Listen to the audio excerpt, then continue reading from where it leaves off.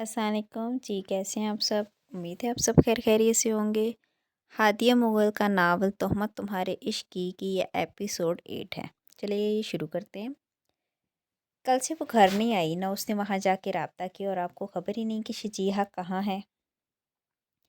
زین کی دھاڑ حویلی میں گونج رہی تھی جبکہ مخدوم چودھری کی پیشانی پر تفکر کی لکیریں تھیں، لیکن کہنے کو کچھ نہیں تھا۔ صدیقہ بیگم کا رو رو کر الگ برا حال تھا۔ مجھ سے نظر ہٹا کر بیٹی کا خیال رکھا ہوتا تو آج شجیحہ لاپتہ نہ ہوتی، نہ جانے وہ کہاں کس حال میں ہوگی۔ زین کا چہرہ سرخ ہو چکا تھا جبکہ رگوں میں شرارت دوڑ رہے تھے۔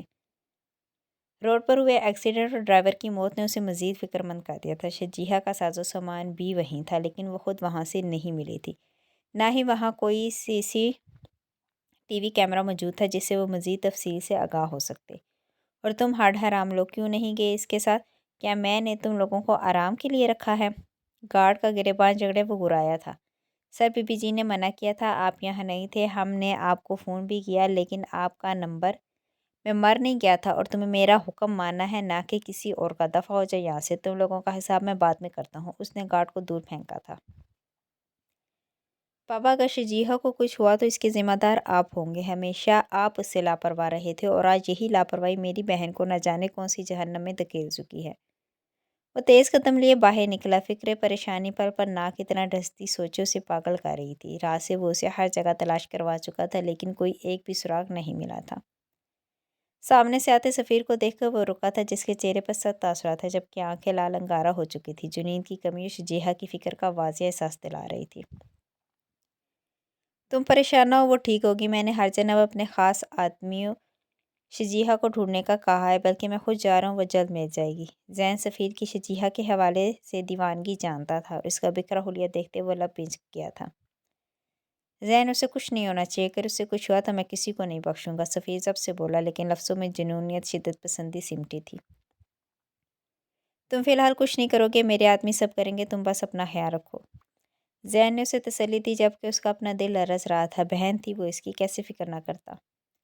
کیسے رکھوں؟ میری زندگی نہ جانے کن ہاتھوں میں، وہ بہت معصوم ہے، کسی کی باتوں میں آ سکتی ہے۔ اگر کسی نے اسے اس سے آگے وہ سوچ بھی نہ سکا اور نہ کہہ سکا، لیکن دماغ کی رگیں تن گئی تھی۔ بہن میری ہے، فکر میں پاگل تو ہو رہا ہے۔ زین چودھری کی بہن ہے اور اسے اپنی حفاظت کیسے کرنی ہے میں سب سکھا سکا ہوں، اسے خود سے لگاتے زین بڑبڑایا۔ تیری صرف بہن ہے، میری زندگی، میرا جنون، میری محبت، میرا عشق، میرے جینے کی وجہ ہے۔ تو اس سے حفاظت کرنا تو سکھا چکا ہے، لیکن مجھ سے محبت کرنا نہیں سکھا پایا۔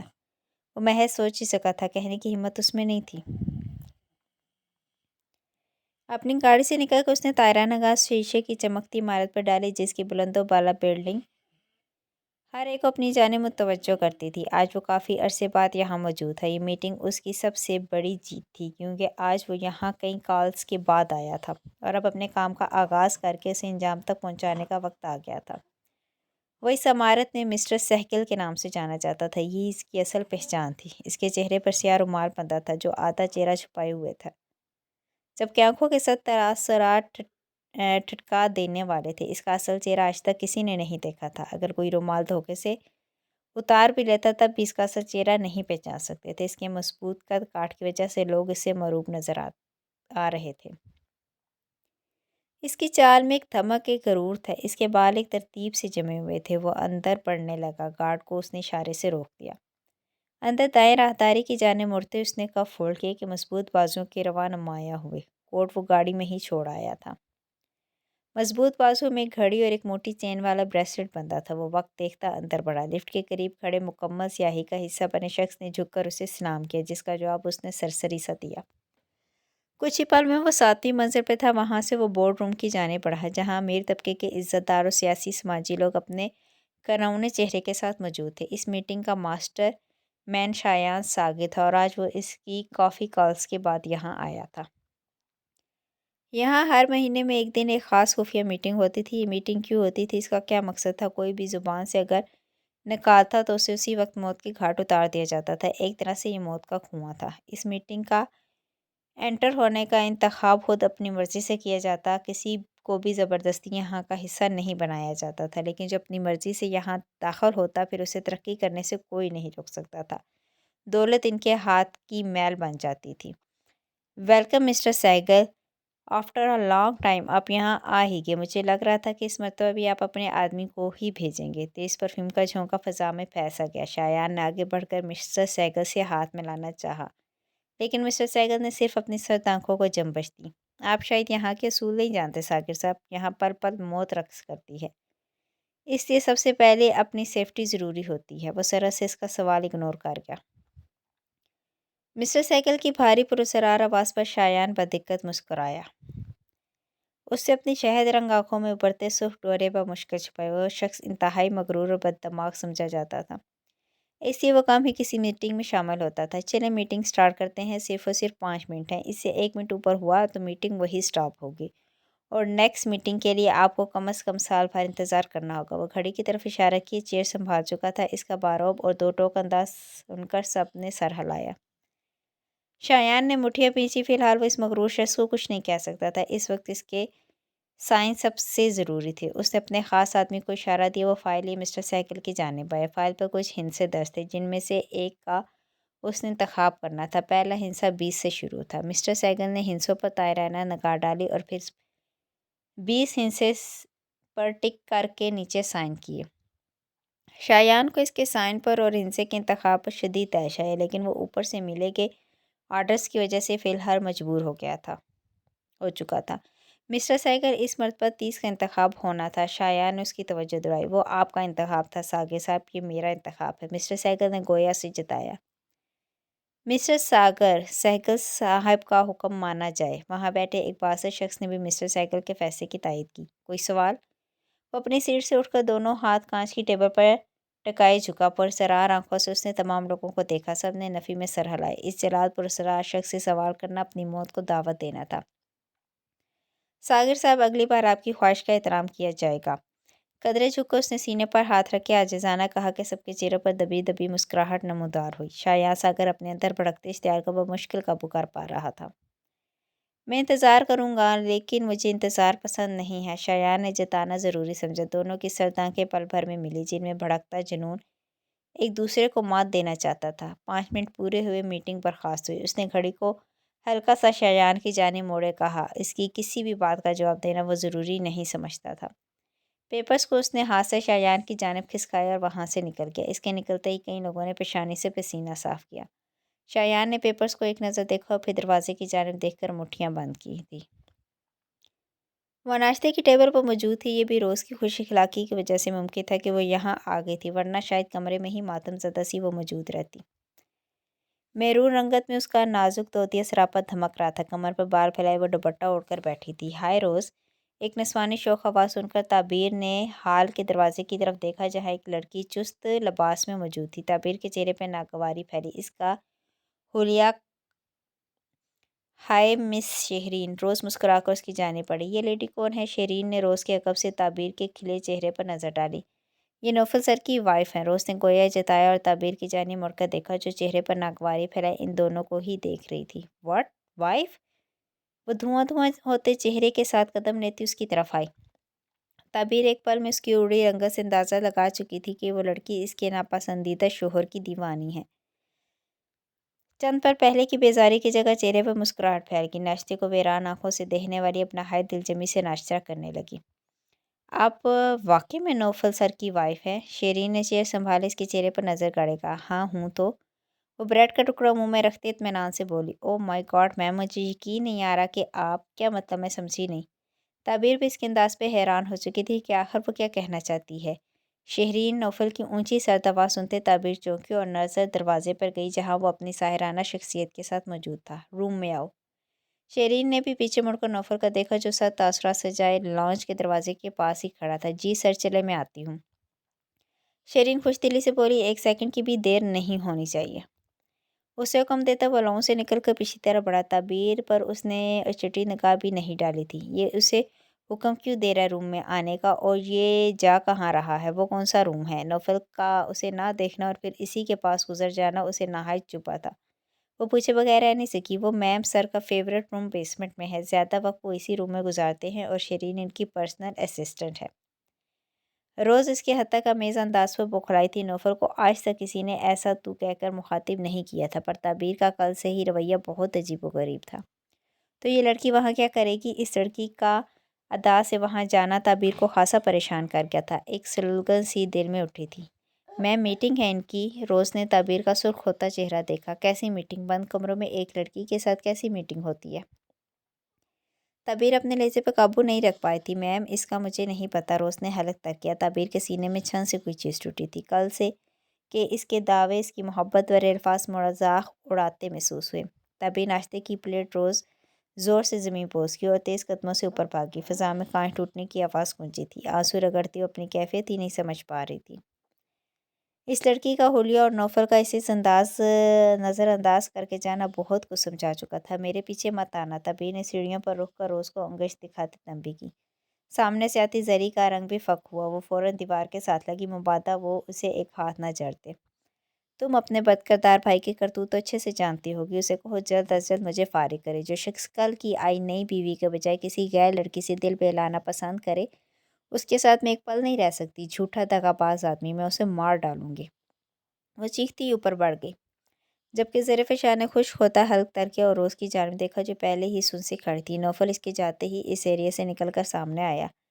چہرے پر دبی دبی مسکراہٹ تھی، وہ تو اس کی سوچ سے بھی زیادہ سیدھی اور حساس نکلی تھی۔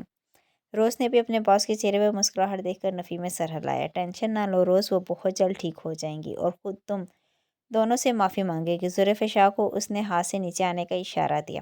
پر باس میم بہت لڑاکا ہے، روز سرجری لے کر آئے گی۔ روز، نوفل نے گھوری سے نوازا۔ سوری باس، روز نے زبان دانتوں تلے دبا کر کان کی لو پکڑی۔ جا کر اپنی میم کو سنبھالو، غصے میں پھر کمرے کا حال بگاڑ دیں گے اور کہیں خود کو نقصان نہ پہنچا لیں۔ اس سے مسکراہٹ سنبھالنا مشکل ہو رہا تھا۔ غصے میں وہ کیا کہہ کر جا چکی تھی اس بات کا اسے فی الحال اندازہ نہیں تھا، لیکن نوفل کے جلتے دل پر ٹھنڈی پھوار ضرور کرا گئی تھی۔ وہ گھر میں داخل ہوتا چہرہ حد درجہ سرخ تھا۔ اس وقت وہ تنہائی چاہتا تھا۔ اپنے روم کی جانب تیز قدموں سے بڑھتا وہ پل پل ذہن میں آتی سوچوں کو جھٹک رہا تھا۔ آج پھر ناکامی کا سامنا۔ اتنی جدوجہد کے بعد وہ آدمی پھر سے اپنا فیصلہ اس کے سر پر تھوپ گیا تھا۔ فی الحال اس کے اندر بھڑکتی آگ دو ہی چیزوں سے ٹھنڈی ہو سکتی تھی، یا تو وہ شراب کا انتخاب کرتا یا پھر شباب کا۔ لیکن جس دن سے وہ لڑکی اس گھر میں آئی تھی، اس نے کسی لڑکی کی طرف توجہ ہی نہیں دی تھی۔ فی الحال شراب ہی تھی جو اس کا غصہ کم کر سکتی تھی۔ سر اس لڑکی کو ہوش آ گیا۔ ملازمہ نے اطلاع دی۔ شایان نے قہر آلود نظر ملازمہ پر ڈالی۔ لڑکی، دماغ ٹھیک ہے تمہارا؟ سوری سر، شٹ اپ، وہ بلند آواز میں بولتا ملازمہ کی جان نکال گیا۔ وہ ساحرہ ہے، میری ساحرہ، اس کو عزت سے مخاطب کرو۔ وہ اس گھر کی مالکن اور تمہاری میم ہے۔ آج کے بعد اگر ایسی گستاخی ہوئی تو ایسی بھیانک موت دوں گا کہ تمہاری لاش بھی تمہارے گھر والوں کو نہیں ملے گی۔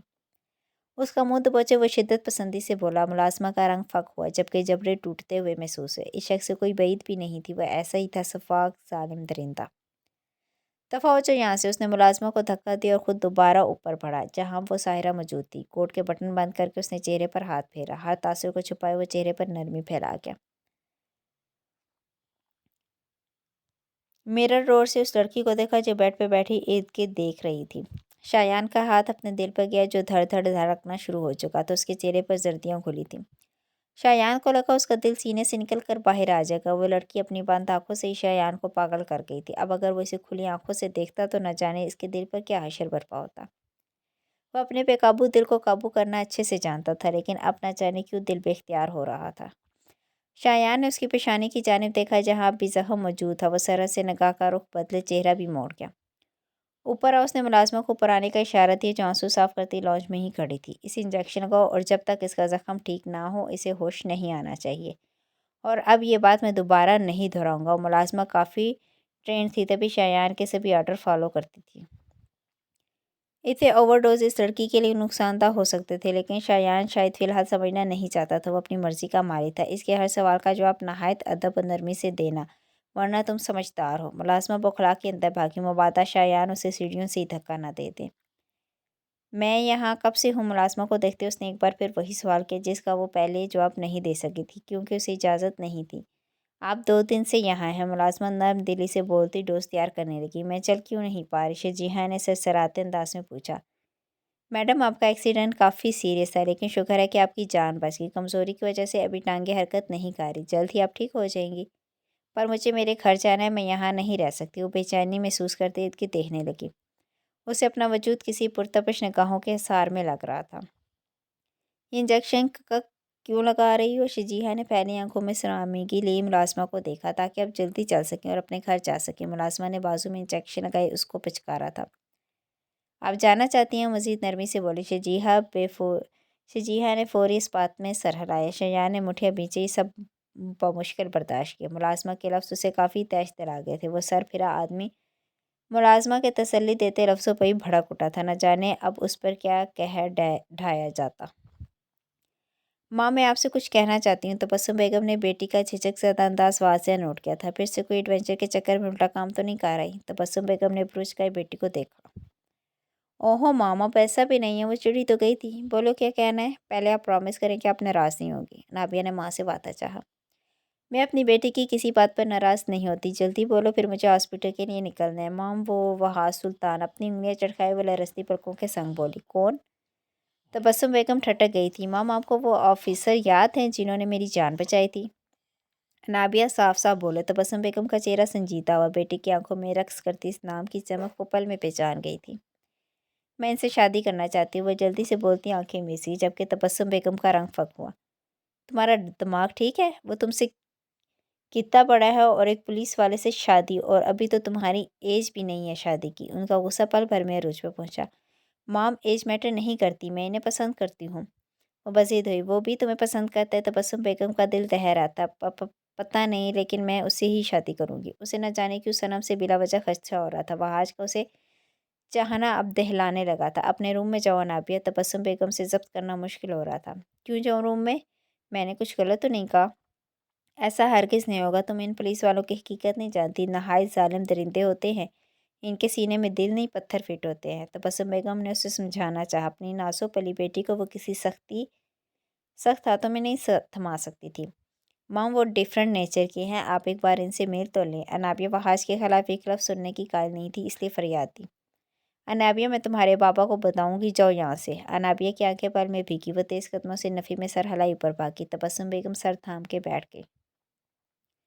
इनकी निगाहों में वह आज का ससपाट क्रख चेहरा घूम कर आ गया। इनकी बेटी बहुत मासूम और वो आदमी बहुत सख्त की तबीयत का मालिक था। कांच और पत्थर का एक साथ रहना मुश्किल ही नहीं, नामुमकिन था। अस्सलाम वालेकुम आंटी। निस्वानी नर्म आवाज़ सुनकर तबस्सुम ने सर उठाया तो सामने सनम को देखे वो बदिक्कत मुस्कुराए। कैसी हो सनम बेटा? वो आज तीसरी मरतबा के घर आई थी। अनाबिया से दोस्ती अब घर तक पहुंच चुकी थी। आंटी, वो अनाबिया, उसने चीचा को पूछा। ऊपर अपने कमरे में जाओ, देखो रो रही होगी। वो परेशानी से गोया हुई। क्यों, क्या हुआ? खैर तो है? सनम के चेहरे पर परेशानी फैली। फजूल जिद करके बैठी है, जाओ देखो ऊपर ही होगी। सनम तेज़ कदमों से ऊपर बढ़ी और कमरे का दरवाज़ा खोले अंदर दाखिल हुई। अनाबिया, क्या हुआ? उसे बुरी तरह रोते देखकर वो घबराई थी। अनाबिया ने भीगी आंखों से उसे देखा। आंटी ने क्यों डांटा? वो आगे आई थी। सनम को देखते वो जब्त हो गई और उसके गले से लगती वो फूट फूट कर रो दी। मामा नहीं चाहती कि मेरी शादी वहाँ से हो। इन्हें लगता है कि वो बहुत बुरे हैं, लेकिन वो अच्छे हैं सनम, वो बहुत अच्छे हैं। मैं इनसे बहुत मोहब्बत करती हूँ। मुझे लगता है कि वो भी मुझसे मोहब्बत करने लगे हैं। इस दिन माल में उन्होंने मुझे देखा था, इनकी आंखों में नरमी थी। वो मुझे देख कर मुस्कुराई भी थी। वो अच्छे हैं सनम, मैं इनके बगैर मर जाऊँगी। उसका मोहब्बत से लबरेज फहाज नामा सुनती सनम सुन है। अपना प्लान उसे बुरी तरह फेल होता महसूस हुआ। मुश्किल उसने चेहरे पर फैले नागवार तासरात को छुपाया था। अनाबिया, मेरी बात सुनो। उसे सीधा करती उसकी आंखों को साफ किए पानी का गिलास टेबल से उठाकर उसके लबों से लगा गई। रोने की वजह से चेहरा मुकम्मल सुर्ख हो चुका था, ना गुलाबी पड़ चुकी थी। तुम एक नंबर की पागल लड़की हो। अपनी माँ से डिस्कस करने की क्या ज़रूरत थी? पहले वहाँ से तो कंफर्म कर लेती। सनम अपनी नागवारियत पर काबू नहीं रख पाई। क्या मतलब? मैं अपनी माँ से कुछ भी नहीं छुपाती। अनाबिया आंसू रगड़ते बोली। कुछ बातें छुपानी पड़ती हैं पागल लड़की। इसका हाथ दबाए पुसरारियत से बोली। अनाबिया को उसकी बात अच्छी नहीं लगी, लेकिन वो खामोश रही। अब मेरी बात गौर से सुनो। सनम ने उठकर दरवाज़ा बंद किया। तुम कुछ नहीं करोगी, ना अपनी मामा को कुछ बताओगी। अब जो करेगा वह हाज करेगा। तुम्हें बस मेरे बताए गए तरीके पर अमल करना है। इसकी मोहब्बत का भी तो पता चलना चाहिए। किसकी मोहब्बत का? नाबी उलझी थी। वहाज की मोहब्बत का? तुम्हें पता तो है वो मुझसे मोहब्बत करता है, तो तुम्हें उसे अपना करने के लिए कुछ तो करना होगा। नाबिया का दिल कांपा था। वो क्या कहना चाह रही थी? मगर मुझे ऐसा क्यों लगता है कि वो तुमसे मोहब्बत नहीं करते? शायद तुम्हें गलतफहमी हुई हो। अनाबिया ने खुद को तसल्ली दी, लेकिन सनम का रंग फक हुआ। तुम सबूत चाहती हो? सनम ने उसकी आंखों में झांका जहाँ अब भी नमी थी। ननन नहीं। नाबिया का वजूद ठंडा पड़ गया। अगर ये सच होता तो अगला सांस भी ना ले पाती। वो शख्स तो रग रग में समा रहा था। फिर उसका नाम किसी और के साथ बर्दाश्त करना रगों को काट देने जैसा था। نہیں، اب تمہیں میں ثبوت لا کر دوں گی، فکر مت کرو۔ وحاص سلطان کو تمہارا کرنے کی ذمہ داری میری ہے، کیونکہ میں پیار سے زیادہ دوستی پر یقین رکھتی ہوں۔ صنم کے چہرے پر فریب سے پر سچائی بکھری تھی۔ اب تم اپنی مام کو کچھ دن بعد کہو گی کہ وحاص سلطان میرے لیے وقتی کشش کا باعث تھا۔ ایسا میں بالکل نہیں کہہ سکتی، یہ مذاقن بھی نہیں کہہ سکتی تھی۔ وحاص سلطان چاہے یا پھر خالی ہاتھ رہنا چاہتی ہو، نابیہ نے جھٹ نفی میں سر ہلایا۔ گڈ گرل، اب رونا نہیں تم نے۔ وہ اس کے آنسو صاف کرتی مکر و فریب سے مسکرائی تھی۔ دل اس سب غلط کاموں پر نادم بھی تھا، لیکن بدلہ ہر چیز پر حاوی تھا۔ چلو فریش ہو جاؤ، شاپنگ کرنے چلتے ہیں، میں تو آئی بھی اسی لیے تھی۔ صنم نے اس کا ہاتھ پکڑ کر اسے کھڑا کیا تھا۔ شام کے گہرے ہوتے سائے کے ساتھ وہ مال میں داخل ہوا۔ نوفل کے کام کے سلسلے میں وہ یہاں آیا تھا، لیکن چہرے پر بیزاری پھیلی تھی۔ پچھلے دنوں کی مصروفیت کے باعث وہ فلیٹ پر نہیں جا سکا تھا، تبھی روح میں بے قراری گھلی محسوس ہو رہی تھی۔ وہ شاپ میں داخل ہوا جہاں سے ایک کارڈ لے کر اسے مال دینا تھا۔ وہ گلاس ڈور تک اکیلے اجلت میں اندر داخل ہوا اور گھڑی پر نظر ڈال کر ایک طائرانہ نگاہ پوری شاپ پر ڈالی، کیونکہ ایک اور مقصد تھا جو یہاں کھینچ لایا تھا۔ جب سامنے نگاہ پڑی، وہ پھر جھپکنا بھول گئی۔ وہ لڑکی اپنے معصوم حسن کے ساتھ مختلف ملبوسات دیکھ رہی تھی۔ دوپٹہ نادار تھا، جبکہ آج بھی وہ مردانہ طرز کے کرتا جینس میں ملبوس تھی، جو باسط کو خاص پسند نہیں آئی۔ استحاق کے بعد وہ سب سے پہلے اس لڑکی کا حلیہ بدلنے کی ٹھان چکا تھا۔ شاپ رات ہونے کے باعث خالی تھی، لیکن اس لڑکی کو پرواہ ہی نہیں تھی۔ باسط کے لبوں پر مسکراہٹ پھیل گئی۔ توقع کے مطابق اس کا تیر نشانے پر لگا۔ وہ کاؤنٹر کے پاس آ کر اس شخص سے محو گفتگو ہوا، لیکن نظر اسی پر ٹکائے رکھی جو شاید اب باہر جا رہی تھی۔ ہاتھ میں پکڑا چھوٹا بیگ اس نے کاؤنٹر پر بیٹھے شخص کو دیا۔ وہ بیگ کھولے اندر موجود سامان کو چیک کرنے لگا۔ سندری کی نظر ایک ڈریس پہ پڑی تو وہ واپس مڑی اور نگاہ سامنے باسط پہ گئی، جو کاؤنٹر کے پاس کھڑا اسے ہی دیکھ رہا تھا۔ پل بھر میں اس کا رنگ فک ہوا۔ باسط کے ساتھ اس نے کاؤنٹر پر موجود شخص کو بھی دیکھا، جو بیگ میں جھانک رہا تھا۔ پھیلی آنکھوں میں خوف لیے وہ قدم پیچھے لینے لگی۔ باسط آنکھ دبائے مسکرایا تھا، جس سے اس کی حالت مزید بری ہوئی۔ گلے میں ابھرتی گلٹی کو نگلتی وہ تیز قدموں سے بھاگی تھی۔ مال سنبھال لینا، کل ملتا ہوں دوبارہ۔ اجلت میں کاؤنٹر پر موجود شخص کو کہے وہ باہر نکلا تھا۔ سندری تیز قدموں سے چلتی لفٹ کی طرف بڑی، شفاف چہرے پر پسینہ چمک رہا تھا۔ وہ بٹن دباتی لفٹ میں داخل ہوئی، لیکن عین اسی وقت وہ شخص موت کی لٹکتی تلوار بنا اس کے سر پر آن پہنچا تھا۔ سندری لفٹ کی جانب دیوار سے لگی اور خوش ہوتے حلق سے اسے دیکھنے لگی۔ جو قدم آگے بڑھا تھا اس کی جانب آ رہا تھا۔ اسے لگ رہا تھا کہ موت اس کا تعاقب کیے آن پہنچے، کیونکہ وہ شخص اس کی بہن کا قاتل تھا۔ یقیناً وہ اب اس کا بھی قتل کرنے والا تھا۔ کافی دن بعد ہم دونوں کا سامنا ہو رہا ہے۔ وہ قدم لیتا اس کے پاس آیا اور گردن ترچھی کیے اس پر گہری نگاہ ڈالی۔ آپ دور رہیں۔ سندری بوکھلائیدگی دیکھتی ہوئی مدد کے لیے راہ دیکھ رہی تھی۔ دور ہی تو ہوں، باسط نے مصنوعی رعب سے کہا، لیکن وہ سہم چکی تھی۔ لفٹ بند ہوئی۔ کون ہے آپ اور کیوں میرے پیچھے آئے ہیں؟ اتنی جلدی بھول گئی؟ باسط نے ابروچ گائے پوچھا۔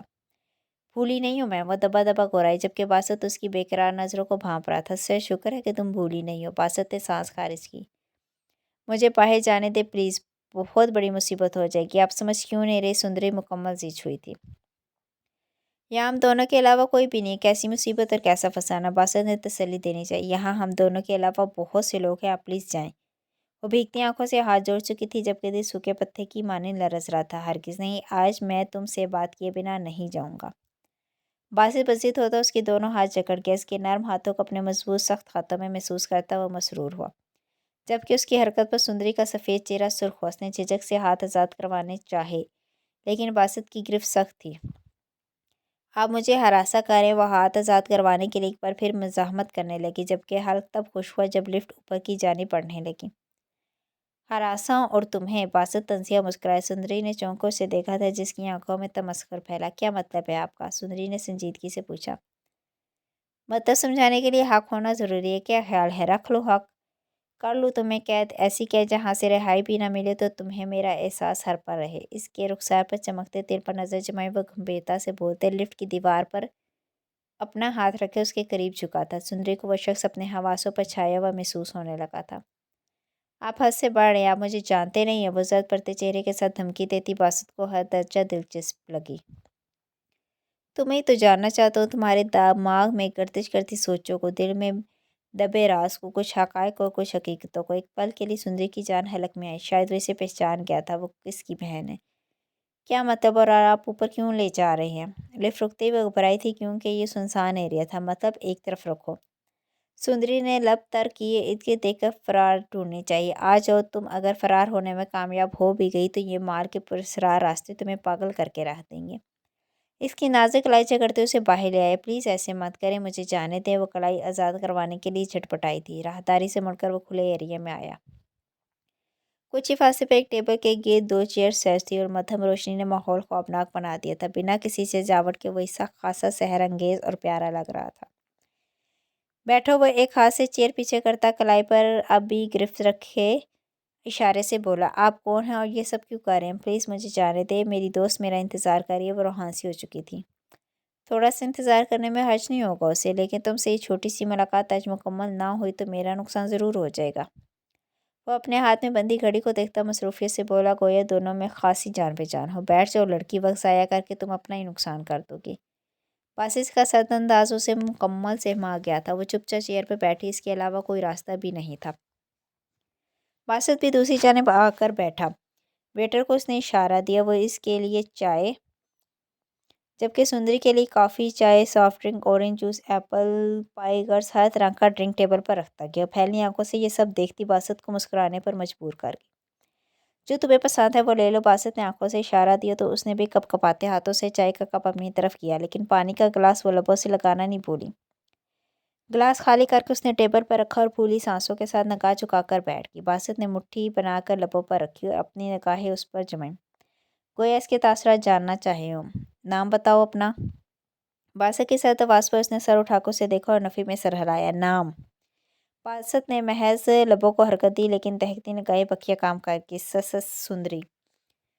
असली नाम। बासित के सवाल पर उसका रंग मुकम्मल फक हुआ। असली नाम बताओ। इजाज़त नहीं है। वो अपने बैग की जानिब हाथ ले जाते सरामीकी से बोली। यह है तुम्हारा मोबाइल। उसने मोबाइल टेबल पर रखा। सुंदरी अपनी जगह से उछली थी, जबकि एक बार फिर हल खुश्क हुआ। उसने अपने पानी का गिलास उसकी जानिब खिसकाया और खुद दोनों हाथों की उंगलियों को उलझाकर चेयर से टेक लगा गया। मम्मा, मैं मोबाइल तो नहीं ढूंढ रही थी, मासूमियत से बोलती हुई बासित को मज़ीद असेर कर रही थी। इसमें हिम्मत नहीं थी कि वो पूछ लेती कि इसका मोबाइल इसके पास कैसे आया। उसने हंकारा पड़ा। दुपट्टा क्यों नहीं लेती? बासित ने उसके सरापे पर नज़र डाली, जहाँ दुपट्टा नदार था। कुर्ता खुला होने के बायस इसका सरापा छुपा हुआ महसूस होता था, लेकिन दुपट्टे की ज़रूरत फिर भी महसूस हो रही थी। वह ना जाने क्यों खुद में सिमट सी गई। आप कौन होते हैं? पूछने वाले। वो अपने डर पर काबू पाए बोली, लेकिन लहजे में बौखलाहट थी। सब कुछ, तुम्हारा सब कुछ। वह टेबल पर हाथ रखे आगे झुककर इश्तियाक से उसे देखता मुकम्मल हरासा कर गया था। दोनों के दरमियान टेबल हायल था, लेकिन वो चेहरे से कुछ फासले पे था। सुंदरी लब तर करते पीछे हुई। हथेलियाँ खौफ से भीग गई थी, जबकि वजूद अलग कप कपाने लगा। कभी कभी लेती हूँ, झिझक कर बोली। आज के बाद दुपट्टा लिए बगैर नजर ना आना। सुंदरी ने सर इस बात में हिलाया, मुबादा वो मजीद करीब ना आ जाए। टट, ठीक है। अभी नीचे मॉल में जाओगी। जिस शॉप से बाहर निकली थी वहाँ तुम्हारे लिए दुपट्टा मौजूद है, तुम्हारे कुर्ते से मिलता जुलता। वो ओढ़ो, अपने सब कुर्तों को आग लगाकर दुपट्टा शलवार सूट पहनोगी। सुंदरी ने मुठिया बेचकर उसके हुक्म पर दांत पीसे। हुक्म मानो लड़की, वरना यहाँ से निकलने नहीं दूंगा। सुंदरी ने फौरन इस बात में सर हिलाया और उठने लगी। चाय पियो। वो अगला हुक्म दिए कप लबों से लगा गया। सुंदरी ने चाय को देखा और फिर बासित को, जो उसे ही देख रहा था। उसने बौखला कर निगाह फेरी। चंद घूंट उसने बमुश्किल उसकी बेबाक गहरी पुरतपश निगाह के हिसार में हलक से उतारे थे। जैन थार से दरवाज़ा खोले अंदर दाखिल हुआ और सफ़ीर की जानिब बढ़ा, जो लैपटॉप पर पेशानी पर बल लिए मसरूफ़ था, जबकि करीब एस्ट्रे में सिगरेट के कई टुकड़े मौजूद थे जो उसकी उलझी बिखरी हालत के गवाह थे। जैन को उसकी हालत देखकर पशेमानी तो हुई थी, लेकिन इसकी हरकत उसकी मेहनत पर पानी भी फेर सकती थी। लैपटॉप को ज़ोर से बंद किए उसने उसे गिरेबान से पकड़कर एक ज़ोरदार पंच उसके मुंह पर मारा था। वो चंद कदम पीछे हुआ। होंठ से खून की बूंद निकली, लेकिन उसने कोई तासुर नहीं दिया। कमीने इंसान, ये क्या हरकत थी? पॉकेट से पेपर निकाल कर उसने उसकी जानिब उछाला। पेपर सफ़ीर के चेहरे से लगे ज़मीन पर गिरा, लेकिन सफ़ीर ने उसे उठाने की कोशिश नहीं की, क्योंकि वह जानता था कि इसमें क्या होगा। तुझे क्या लगता है मैं हाथ पर हाथ रख के बैठा हूँ? बोझ जैन थाड़ा था। सफ़ीर चुपचाप लब नीचे खड़ा रहा, लेकिन आंखों की सुर्खी बढ़ने लगी थी। तू क्यों पागल हो गया? वो मेरी बहन है, तो उससे ज़्यादा मुझे उसकी फ़िक्र है। मेरा दिल इसी वक्त कितनी अजियत में कितना तड़प रहा है, तू शायद समझ ना पाए, लेकिन मैं अपने होश नहीं खो रहा, क्योंकि मुझे सिर्फ इस वक्त अपनी बहन को नहीं ढूंढना, मुझे इस गांव की हिफाजत करनी है। तो ऐसे अपनी पहचान जाहिर करेगा तो हमारा काम, हमारी कई महीनों की मेहनत सब खाक में मिल जाएगी। जैन उसे कंधों से थामे बोला। بڑی داڑھی، لال دوروں سے پر آنکھیں، وہ شخص اس لڑکی کے لیے اپنی ذات کو بری طرح نظر انداز کیا اپنے متاع جان کو تلاش کرنے میں خوار ہو رہا تھا۔ کیا کروں میں بتا، کیسے سکون میں رہوں، کیسے ہوش قائم رکھوں؟ سفیر دھاڑا تھا۔ سفیر ذہن بے بسی سے بولا، کسی سے اس کا سکون چھین لو، اس کا سب کچھ چھین کر کہو کہ ہوش قائم رکھو، یہ کہاں کا انصاف ہوا؟ لہجہ رنجیدہ تھا لیکن ہونٹ بھینچے ہوئے تھے جیسے ضبط کر رہا ہو۔ بعض اوقات اپنی قیمتی چیز کی حفاظت سے زیادہ دوسروں کی چیزوں کی حفاظت کرنی پڑتی ہے۔ وہ چیز نہیں ہے زین، وہ لڑکی میرا سکون ہے، یہ جو دھڑک رہا ہے نا اس میں بستی ہے، اس دل کو اپنے نام سے شدت سے دھڑکا دیتی ہے۔ اور تو کہہ رہے قیمتی چیز؟ اس نے اپنے دل پر تھپکی دیے زین کو دیکھا۔ زین کو وہ سر پھرا دیوانہ لگا تھا۔ زین کو شجیحہ کی قسمت پر رشک آیا تھا، جسے اتنا چاہنے والا ہمسفر ملنے والا تھا، اور وہ اس کی دیوانگی دیکھے رب کا شکر گزار تھا کہ اس کا فیصلہ غلط نہیں تھا۔ وہ تو پہلے ہی میری نہیں بننا چاہتی تھی، قسمت نے مزید اسے مجھ سے دور کر دیا۔ نہ جانے وہ کس حال میں ہوگی، کس کے پاس ہوگی، کہیں وہ بھی ان سب کا نشانہ نہ بن گئی ہو۔ نہیں، اسے کچھ نہیں ہوگا۔ میں کیوں ایسے سوچ رہا ہوں؟ نہیں سوچنا۔ اپنے الجھے بال جکڑے بڑبڑائے، جبکہ زین اس کی دگردو ہوتی حالت دیکھ کر لب بھینچ کر رہ گیا۔ سفیر، ادھر میری طرف دیکھ۔ اس کے چہرے پر ہاتھ رکھے زین نے اس کا رخ اپنی جانب کیا۔ اگلے 24 گھنٹوں میں شجیحہ ہمارے پاس ہوگی، اور وہ کیسی ہوگی یہ میں نہیں جانتا، لیکن وہ ضرور ملے گی۔ لیکن اب تو کوئی الٹی سیدھی حرکت نہیں کرے گا۔ اگر دشمنوں کو ذرا بھی خبر ہوئی تو ہماری پہچان پل میں ظاہر ہو جائے گی، اور جو تباہی ہوگی اس کا تجھے اندازہ بھی نہیں ہے۔ میں کیا کروں؟ کیوں وہ مجھے نہیں مل رہی؟ ہر ہاسپٹل، ہر کلینک، ہر بس اسٹینڈ، گاؤں کا چپا چپا چھان مارا، لیکن وہ کہاں ہے؟ کیوں گئی وہ مجھے چھوڑ کر؟ اسے ایک بار بھی میرا خیال نہیں آیا؟ کیوں ایسا ہوا زین؟ اس نے میرے ساتھ اچھا نہیں کیا، بالکل بھی اچھا نہیں کیا۔ روٹھے بچوں سا شکوہ کرنا انداز اور پھر شدت سے چیخنا۔ زین کو اس پل وہ دیوانہ لگا تھا۔ محض رونے کی کسر باقی تھی۔ اگر چند گھنٹوں میں شجیحہ چودھری کا پتہ نہ چلتا تو شاید سفیر خان یہ بھی کر گزرتا۔ وہ مضبوط اعصاب کا مالک مرد شاید رو ہی دیتا، جس نے اپنے ماں باپ کو کھونے پر خود کو سنبھالا تھا، بھائی کے چلے جانے کے بعد خود کو برباد ہونے سے بچایا تھا، وہ آج ایک لڑکی کے لیے بچوں جیسا حال کر چکا تھا۔ سفیر زین نے اسے شدت سے خود میں بھینچا۔ میری بہن اور تیری شجیحہ کو کچھ نہیں ہوگا، تیری یہ طرف کی شدت ہی اسے واپس آئے گی، اور اس کا بھائی اسے پاتال سے بھی ڈھونڈ کر لائے گا۔ یہ ایک بھائی کا وعدہ ہے میرے دوست سے۔ کئی پل وہ اس کے ساتھ لگا، اسے حوصلہ دیتا رہا۔ زین کے ساتھ لگے وہ سرخ آنکھوں کو سختی سے میچ گیا۔ سر میم، روز منہ پکڑے اندر آئی۔ کیا ہوا؟ نوفل نے سکرین دیکھتے پوچھا۔ سر، یہ آپ کو پسند کیسے آ گئی؟ روز؟ نوفل کا نام لینا ہی روز کے لیے کافی ہوتا تھا۔ سوری سر، آپ کو بلا رہی ہیں میم، روز نے دانت پیسے کہا۔ مجھے؟ نوفل نے سکرین سے نظر ہٹائے حیرت سے پوچھا۔ جی سر، آپ کو ہی۔ میم کہہ رہی تھی کہ بلاؤ اپنے باس کو، مجھے اسے ضروری بات کرنی ہے۔ روز، اگر جھوٹ ہوا نا تو تمہاری خیر نہیں۔ نوفل نے مٹھیاں بھیجے کہا۔ سر، آپ میرے باس ہیں، میں آپ سے جھوٹ کیسے بولوں گی؟ وہ روز رو ہنسی ہوئی، لیکن نوفل یزدان کے چہرے پر پھیلا اضطراب یا پھر خوف روز کو اچھا لگا تھا۔ کل سے وہ لڑکی انہیں ناکو چنے چبوا چکی تھی، اب نوفل کی باری تھی۔ اوکے، میں چینج کر کے آتا ہوں۔ میم کو کھانا کھلا دیا تھا؟ نوفل نے گلا کھنکار کے کہا۔ سر، نہیں کھایا، کہہ رہی تھی کہ بھوک نہیں ہے۔ اوکے، تم ٹرے سیٹ کرواؤ، میں لے جاؤں گا، اور باسط کو کال کر کے پوچھو کب تک آئے گا۔ زلیخا کافی اداس لگ رہی تھی۔ شرٹ روزہ لیے وہ واش روم میں بند ہوا۔ روز بھی باہر نکلی۔ کچھ دیر میں فریش ہوئے۔ دیدہ زیب آئینے کے سامنے کھڑا اپنے گھنے بال سیٹ کرتا پرفیوم سپرے کیے اپنا عکس بھی آئینے میں دیکھ رہا تھا۔ اچھا خاصا میں اپنی عمر سے بڑا لگتا ہوں، پر طبیعت ملک صاحبہ نہ جانے کیوں وہم میں مبتلا ہیں۔ اس نے بازو کی مسلس نمایاں کی اور گھنی داڑھی مونچھوں پر ایک نگاہ ڈالی، جو اس کی شخصیت کو مزید بارور بناتی تھی۔ کچھ ہر پل چہرے پر کرختی جمائے رکھنے کی وجہ سے اس کی عمر کا تعین کرنا مشکل ہوتا تھا۔ وہ کل ہی اس کی سوچ سمجھ چکا تھا، جب وہ کمرے کی چیزیں تباہ کرتی اپنے آپ کو بھی آئینے میں دیکھ رہی تھی۔ 4 سال کا فرق تھوڑا نہیں تھا، ایسا صرف تعبیر کو لگتا تھا۔ اگر تعبیر ایک بار نوفل کی سوچ تک رہائی پا لیتی تو شاید کبھی ایسا نہ سوچتی، بلکہ اس کے سامنے خود کو ہی چھوٹا تصور کرتی۔ اپنی پسندیدہ پرفیوم کی بوتل کو خالی کرنے والا حساب کرتا وہ حلق تر کی اوپر کی جانب بڑھا۔ سب کو اپنی بددماغی، اپنی دہشت سے سہمانے والا، لوگوں کو بری طرح پیٹنے والا، آج اپنی بیوی کے سامنے جانے سے پہلے اپنا خشک حلق ترک کر رہا تھا۔ کوئی اگر اس وقت نوفل یزدان کو دیکھتا تو قہقہ لگائے بغیر نہ رہ پاتا، جس کی آنکھوں کی سی سرخی ہی اگلے کو سہما کر رکھ دیتی تھی۔ آج ان آنکھوں میں سرخی کے بجائے ہلکا سا تذبذب پھیلا تھا۔ وہ ناک کے اندر داخل ہوا تب بھی سرخ چہرے کے ساتھ کوچ پر بیٹھی تھی، ہاتھ ارد گرد جمائے وہ جیسے گہرے اضطراب میں مبتلا تھی۔ اس کا چہرہ آنکھوں میں راحت بخش گیا۔ وہ اب اس کی تھی، اب نگاہ میں کوئی قید، کوئی رکاوٹ نہیں تھی، تو کیوں وہ نظر ہٹاتا؟ آپ اپنے داموں سے پیچھے ہٹ رہی ہیں، وہ چڑھانے سے باز نہیں آئے، جبکہ لبوں پر مدھم مسکراہٹ تھی۔ میرے دعوے اب بھی اپنی جگہ پہ قائم ہے۔ تعبیر اس کے خوبرو چہرے پر ایک نظر ڈالے بولی، پھر یہاں بلانے کا مقصد؟ نوفل نے اپنی توجہ کمرے پر ڈالی، گویا سے نظر انداز کیا ہو۔ تعبیر نے غصے سے مٹھیاں بھیجی۔ اس کی یہ حرکت صبح بھی ناگوار گزری تھی، اب بھی ناگوار ہی لگی تھی۔ مقصد نہیں، اپنے فیصلے سے آگاہ کرنا چاہتی ہوں، تعبیر سر سپاٹ انداز میں بولی۔ حکم؟ وہ سینے پر ہاتھ رکھ کے جھکا۔ ٹی شرٹ سے اس کے مضبوط بازو مسلز نمایاں ہو رہے تھے، جو اس کی طاقت کا بخوبی بتا سکتے تھے۔ دیکھو، میں نے بہت سوچ کر یہ فیصلہ کیا ہے، تعبیر نے تاثرات چھپائے تحمل سے کہا، لیکن نوفل کے انداز میں ذرا بھی فرق نہیں آیا۔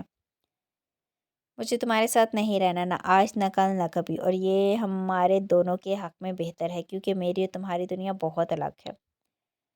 دنیا الگ مطلب؟ نوفل نے مطلب کی بات پکڑی تو تعبیر کو شدید تاؤ آیا۔ تم سمجھدار ہو۔ میں سمجھدار کیسے ہو سکتا ہوں؟ میں تو بھی چھوٹا ہوں۔ تعبیر یزدان صاحبہ، وہ اب ملک کا صیغہ ہٹائے اسے اپنے اشتیاق بھرے نام سے پکارے ششدر کر گیا۔ ماما، میں فالتو بحث نہیں کرنا چاہتی، تم اس لڑکی سے شادی کر لو۔ شادی؟ مگر کس لڑکی سے اور کیوں؟ نوفل بظاہر چونکا، لیکن اندر ہی اندر اس سے مسکراہٹ ضبط کرنا مشکل ہو رہا تھا۔ جو صبح تمہارے ساتھ تھی، اسی سے شادی کر لو، بلکہ میں خود کرواؤں گی۔ پر ایسے یہ سب مت۔ وہ نروس ہوئے نظر جھکا گئی تھی۔ جتنی بھی بہادر بنتی، لیکن تھی تو ایک لڑکی۔ تعبیر کی غور فشانی سنتا اس کا دماغ پھک سے اڑا۔ غصہ تو شدید آیا، لیکن وہ اس لڑکی پر غصہ بھی نہیں کر سکتا تھا جو اس کی رگوں میں سمائی ہوئی تھی۔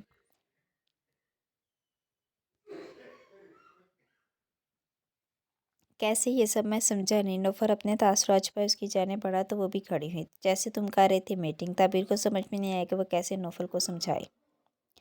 وہ میرے کام کا حصہ ہے، نوفل نے اسے قائل کرنا چاہا۔ بند کمروں میں کون سے کام ہوتے ہیں؟ وہ بھی ایک لڑکی کے ساتھ؟ وہ دانت پیسے گرائی، جبکہ نوفل کے لبوں پر قاتلانہ مسکراہٹ پھیل گئی۔ آپ کو نہیں پتا؟ وہ آنکھوں میں خماری لیے اس کے بالکل قریب آیا۔ کیا؟ تعبیر جان بنی، جبکہ حلق خشک ہوا تھا۔ بند کمروں کی حقیقت اپروچ کا اس نے سرخ پڑتے چہرے پر نظر ڈالی۔ پلیز تم بات کا رخ نہ بدلو، تم اس لڑکی کو اپنا لو۔ تعبیر کو اپنی کیفیت ہی سمجھنے میں دشواری ہوئی۔ آپ کو میری لڑکیوں سے میٹنگ سے پرابلم ہے؟ وہ گمبھیرتا سے بولے۔ قریب جھکا۔ اس کی تیز پرفیوم کی خوشبو تعبیر کی سانسوں میں زبردستی شامل ہوتے محسوس ہوئی۔ جیسے وہ زبردستی زندگی میں شامل تھا، ویسے ہی اس کی خوشبو بھی ضدی تھی۔ بند کمروں کی میٹنگ سے؟ میری بلا سے جس سے مرضی میٹنگ کرو۔ پیکی یا تیلیوں کا مسئلے؟ وہ دو بدو بولی۔ آر یو شور؟ نوفل مزید جھکا۔ ہاں، تعبیر فوراً بولی۔ ویسے مزے کی بات بتاؤ؟ نوفل شرارت پر رماتا ہے۔ جتنی گہرائی سے آپ آج کی میٹنگ کے بارے میں سوچ رہی ہیں، اتنا کوئی اپنا ہی سوچ سکتا ہے، اور جس کو دوسرے فریق کی فکر ہوتی ہے وہی۔ وہ بات ادھوری چھوڑے تعبیر کی میٹھی نگاہ سے دیکھتے پل پل مسکرا رہا تھا۔ تمہارا دماغ خراب ہے؟ میں کیوں تمہارے بارے میں سوچوں گی؟ میٹنگ کے بارے میں؟ تعبیر یزدان صاحبہ، وہ چڑھانے سے باز نہیں آیا۔ پلیز میرا دماغ خراب مت کرو، اور جو کہہ رہی ہوں وہ کرو۔ اب کیا میں ہر لڑکی سے نکاح کروں گا؟ نوفل سنجیدگی سے بولا۔ ہر لڑکی سے مطلب؟ تعبیر کا رنگ اڑا۔ ہر لڑکی سے مطلب جس سے میری میٹنگز ہوں گی، تو کیا سب سے نکاح کروں گا؟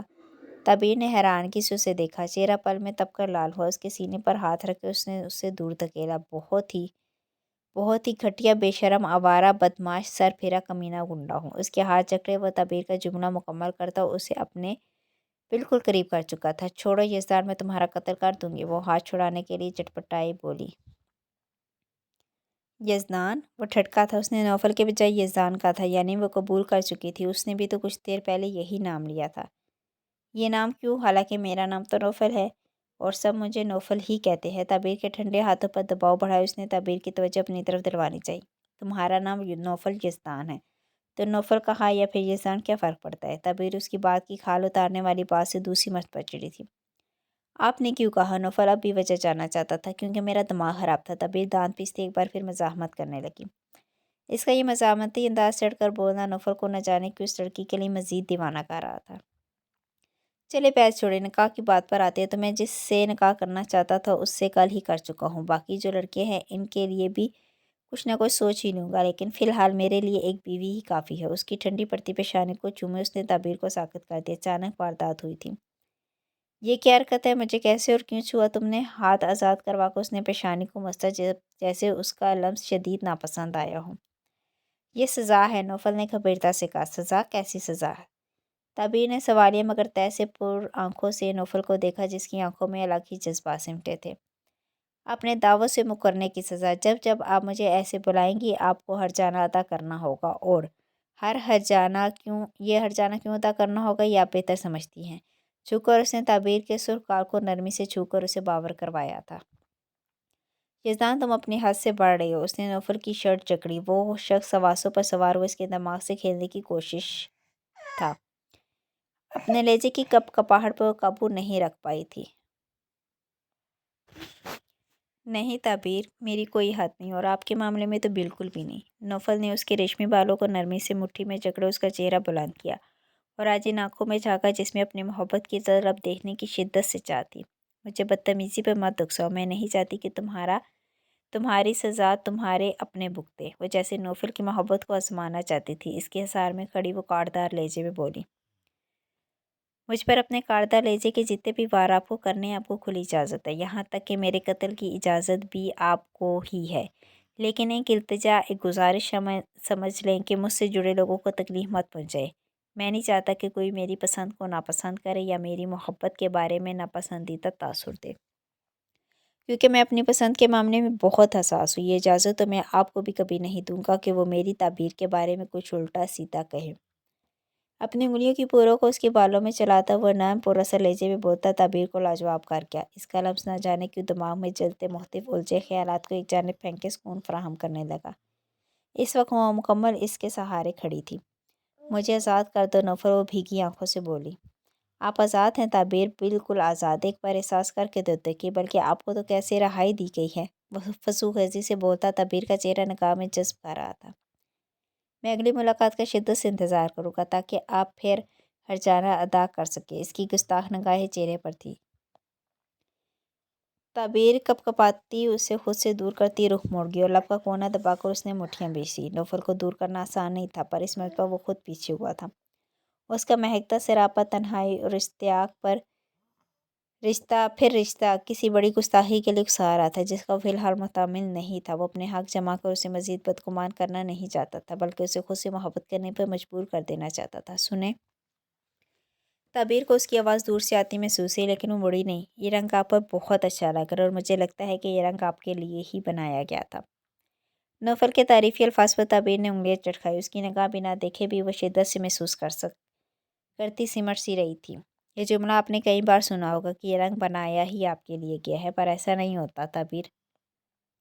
نوفل نے سنجیدگی سے کہہ کے لب دبائی، کیونکہ اسے پورا یقین تھا کہ وہ اب تب کر مڑے گی، اور وہ مڑ گئی تھی۔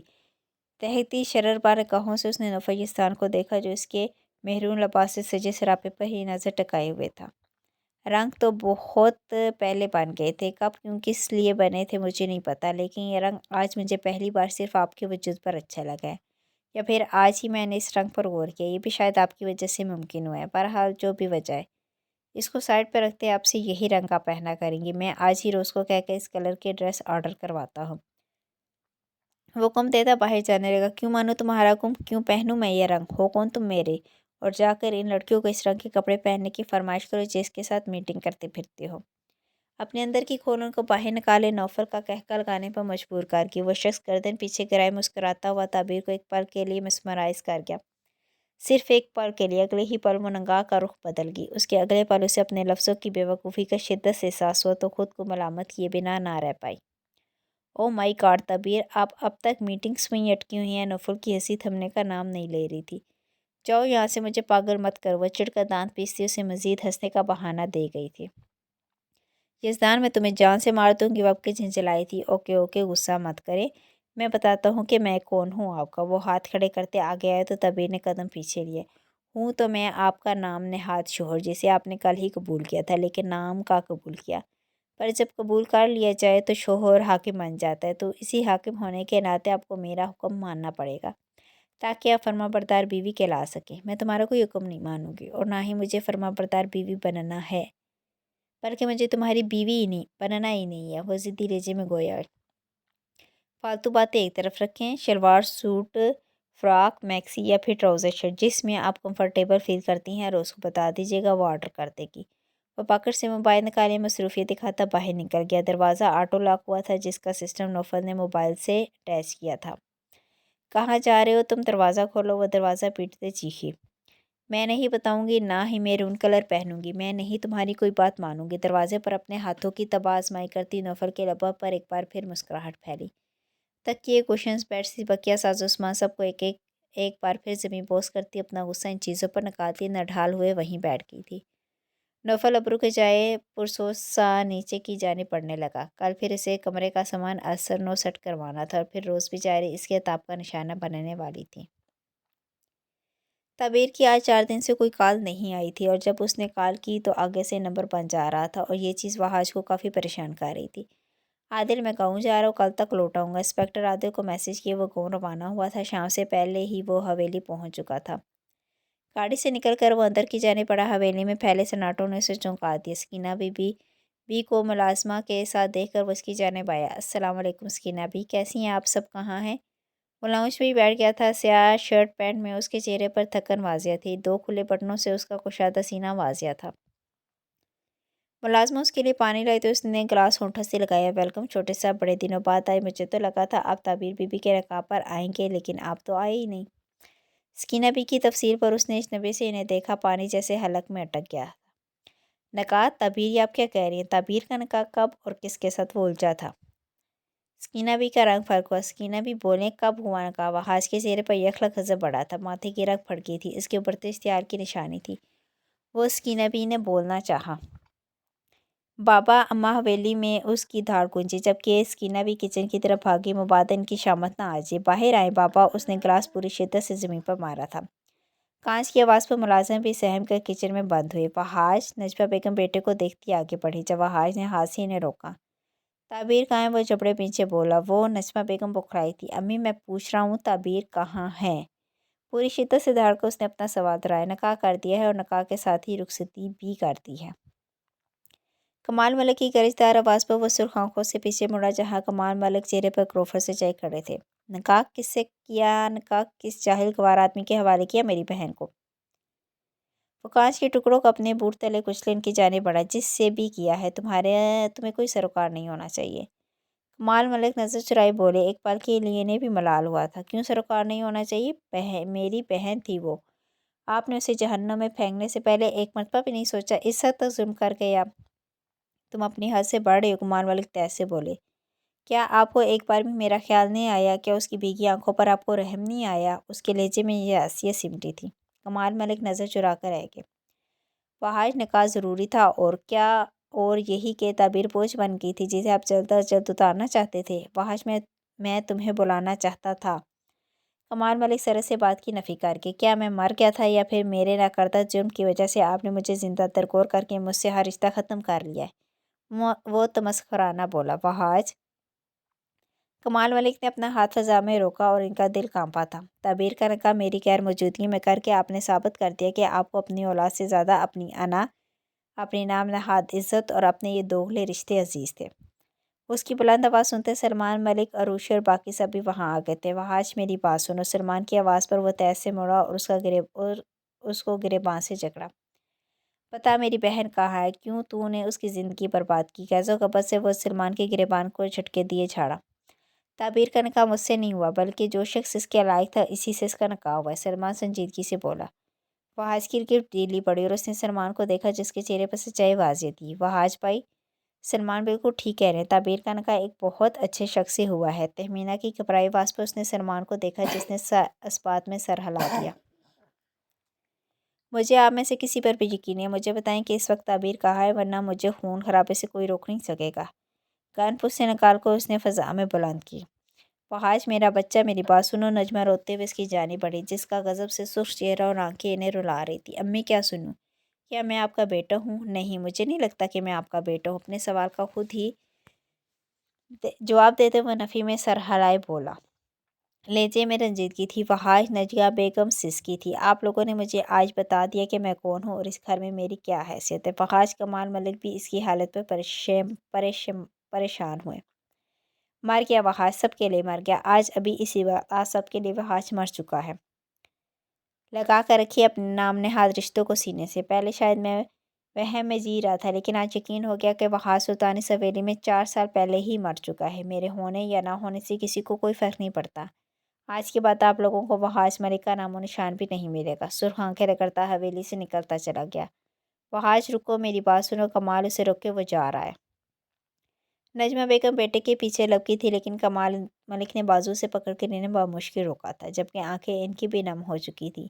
آج پہلی بار انہیں احساس ہوا تھا کہ اپنے اکلوتے بیٹے کے ساتھ کافی زیادتی کر چکے ہیں۔ اس گناہ کی پاداش میں انہوں نے بیٹے کے ساتھ کافی ناانصافی کی ہے۔